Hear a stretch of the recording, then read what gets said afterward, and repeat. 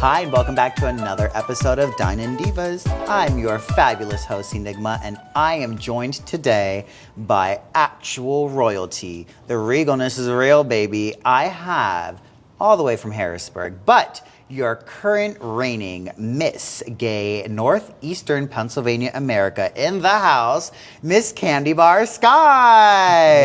Thank you for having me. Thank you for being here, sister, in course. all your regalia. Wouldn't miss it. You look amazing. Thank you. I feel amazing. You should. I mean, this year for you has been amazing to watch. Yeah, it's been a journey. Where do we start? I think we should start at some of your resident shows at Karma. Okay. So, you've been doing shows there. Can you tell me a little bit about them? Absolutely. So I was fortunate enough that I met the owners of Karma, George and Nelson. Gosh, it's been a year and a half, almost 2 years ago now at this point. They just happened to be at a show I was at, and I did not know who they were at the time, but they came up to me, Nelson specifically, and was like, I really liked, everything you did. I'd like to get to know you more. I was like, okay, cool. Like, who's this random guy? I was very, didn't think much of it. Got a DM a few months later.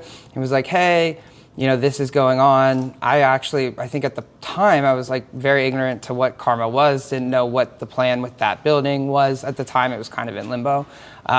They asked me to come to a staff and performers party at their house, kind of got to know everybody, and it was just so great. Instant connection, not only with the staff, but with all the other performers that were there. And from there, when Karma opened, was it last November? I think that was their debut, Yeah. I started there with my drag mother, Stormy Skye. Pre-drag mother, we did a little Christmas show there, which came full circle because we just did a Christmas show last weekend. So that was kind of the start there, and then we did bingo there. It was we kind of switched up the pace a lot. It was every month, then it was every other week, then it was every week for up until about September of last year. Then we're kind of on a hiatus from that.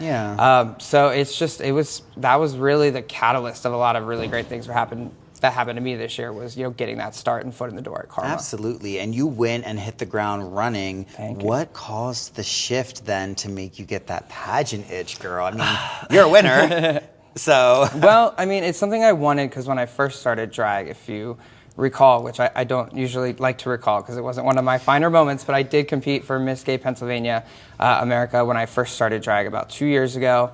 I hadn't even been a year into drag at that point. I didn't really know what I was doing. I did it because I wanted to gain more experience to kind of learn how I could. Too, yeah, and it's something, competing in drag is super fun. So that was kind of how I dipped my toes in, competed at Miss Gay Harrisburg, ended up being first alternate, then was ready, 3 weeks later, which is coincidentally what ended up happening this time, but with some preparation. I ended up going to Miss Gay PA for the first time. Admittedly, fell on my face. Maybe it would have gone better if I did fall on my face. It was just that. But it's a good thing though. I feel I learned so much. I tried to do a Britney impression. It did not go well. I had a wardrobe malfunction.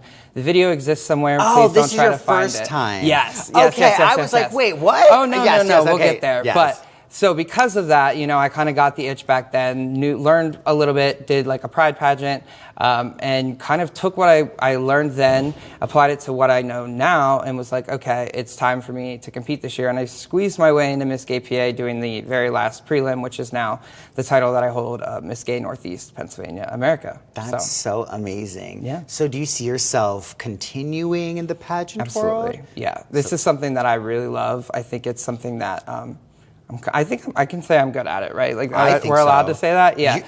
Amen. And you are good. You don't get that if you're not good. Period. So it's something that I've really learned is a skill that I have, putting together a pageant package, which I'd love to discuss with you, is so intricate and there's so many moving parts. And I'm at a place now in my drag career and just life in general. I have so many wonderful, supportive people who help me and want to elevate me and see me succeed. And because of those people, not only just there to help me, but believing in me, it was the motivating factor this year, and it's absolutely the motivating factor going forward. We did so well, and I know we're going to do it again. We're going to do even better. It's funny, people talk to me about I'm sorry that you didn't win, but I'm I always tell them, but I didn't lose because I gained so much in that process. And when you really cut down to the T, if we hadn't had such heavy hitters ahead of us, it would have been you and I. It was crazy. I mean, you know what I mean? Can't get any closer than we that. had winning scores. Yeah.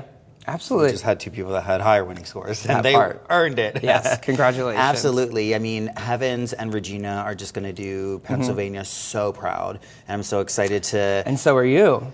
I know, it feels a little interesting kind of representing Pennsylvania and the Midwest and taking all that, with me there. But I think that that's what was meant to happen. I don't think Miss PA was for me. Exactly. And everything fell in place the way it needed to. Yeah. I was going to wear my crown today with Miss Candiee Barr, but mine's in my boyfriend's car. So. It happens to the best of us. But I'm so proud of you because you didn't give up. I'm proud you of went us. back. I am too.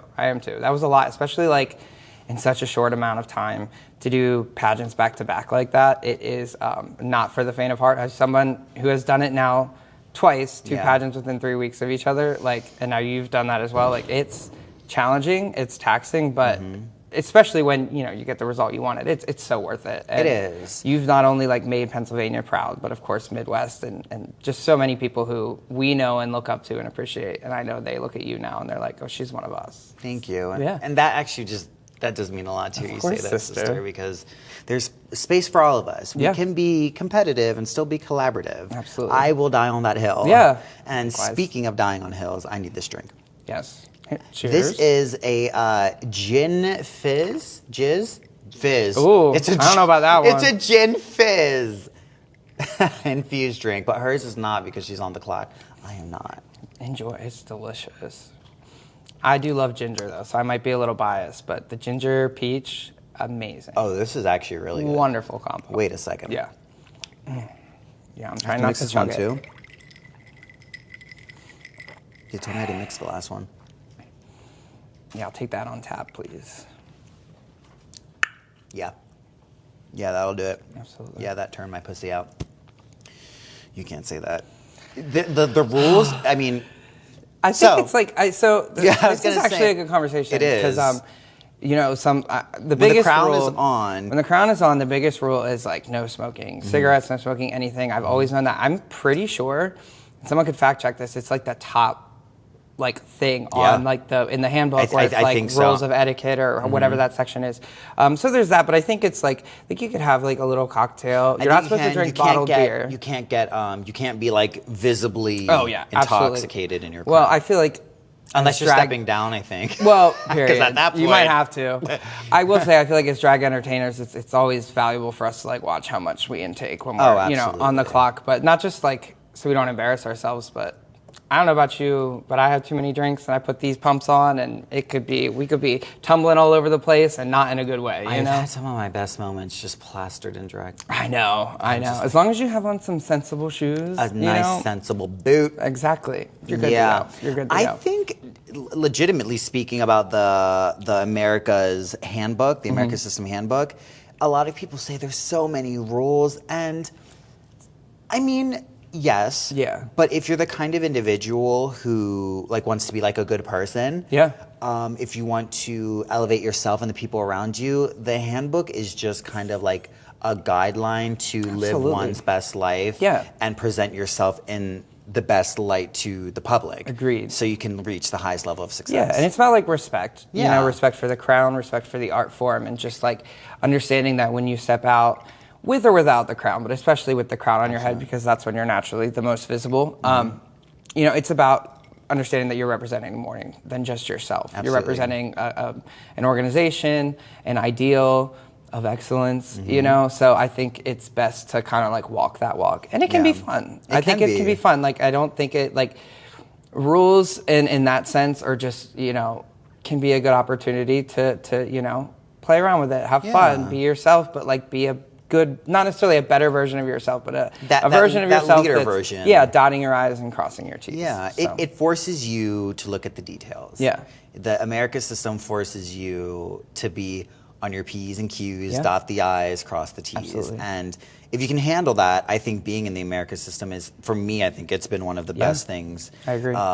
For my professional life too, exactly. outside of drag. Yep, that's it's exactly kind what I of was changed gonna the way say. I carry myself. Oh yeah, it kind of really the thing that's so great about pageantry is it just, and I think I might have mentioned this earlier, it kind of really motivates you to be the best version of yourself.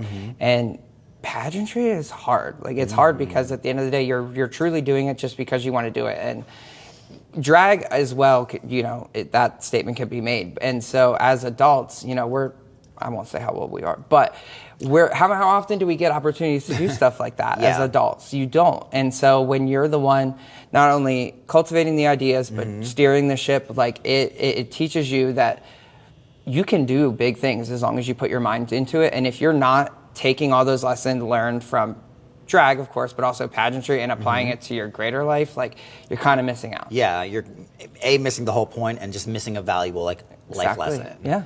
So, with that being said, ooh, my contact almost fell. See what I told you, girl? There it goes. So fucking spooky. That's crazy. I need an eye drop. Mine are nice and stuck in there. I know. We'll keep it that way. So, with that being said, what is next for Miss Candiee Barr?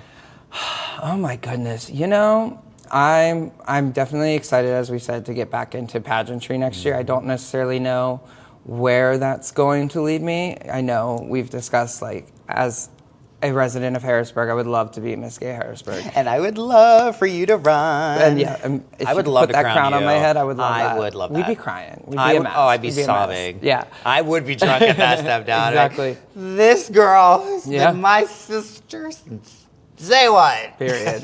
So, like, that's definitely a route that, like, honestly, I'll likely end up taking that route. But I also like the idea of, like, doing a regional. Like, I love, like, what you did. And I like the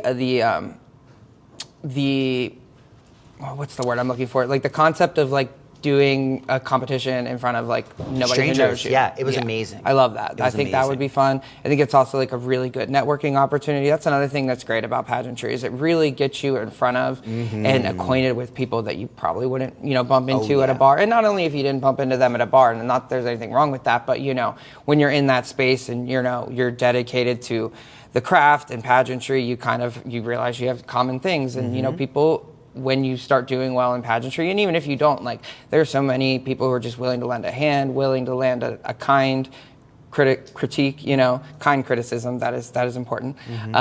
And so I really want to be able to kind of do more of that outside of Central Pennsylvania. Absolutely. Not that I don't love this place. This is where I'm from. This is home, and I want to do as much as I can here. But, like, I went to Miss Steel Bridges out in Pittsburgh, that regional this year. Oh, wow. Really enjoyed that. I would love to, you know, find an opportunity to get out in Pittsburgh and do more stuff. So maybe that would be the route I take. But, you know, the sky's the limit. And besides pageantry, like, I just want to keep doing more shows around the area. I'd love to get out a little bit more too, but we'll get you up in Altoona. I would love that. Yes. I would love that. Definitely more Diva shows. Yes, of course. More Diva shows for everyone. Exactly. So not only that, but I'd love to kind of like expand, like who I'm getting to know, meet more people like that do different kinds of drags. I'd love to get to like meeting more drag kings, more like, you know, not drag just kings, drag queens. things. Exactly. So I think like the more that I have opportunities to do shows with more new people, the more successful I will be measuring myself as, if that makes sense. Absolutely. I'm so excited, and you're absolutely right. The sky's the limit. Yeah.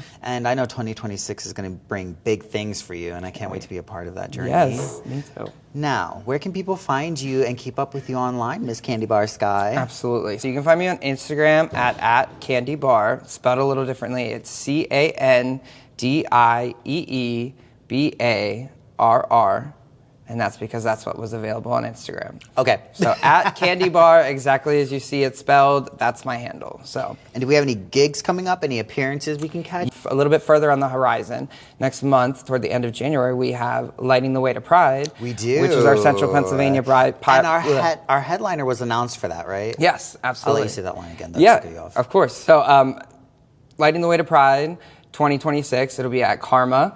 It's a benefit for Central Pennsylvania Pride Festival, of which our current title holder is in front of us. Not only will there be plenty of local drag entertainment and talent, including the two of us, but our headliner will be from season 17 of RuPaul's Drag Race, Susie Toots. Susan Toots. We're so excited to have Susie here. Yes. And, you know, my partner Bobby is a part of the Pride board, so I get to see a lot of the stuff that goes on behind the scenes. Yeah. And I know he works so hard on this every year, and I'm so excited. You're going to be there. I'm going to be there. Susie's going to be there. All our friends are going to be there. It's going to be a blast. Yeah, so much fun, and out, for a good cause. Yeah, come on out. All right. Well, thank you so much for joining me on another amazing episode of Dine-In Divas. I've been your fabulous host, Enigma. I was joined today by the current reigning Miss Gay Nipa America, Candiee Barr Skye. We are downtown at Hempfield Apothetique in the lounge. Thanks for tuning in. Until next time, bye.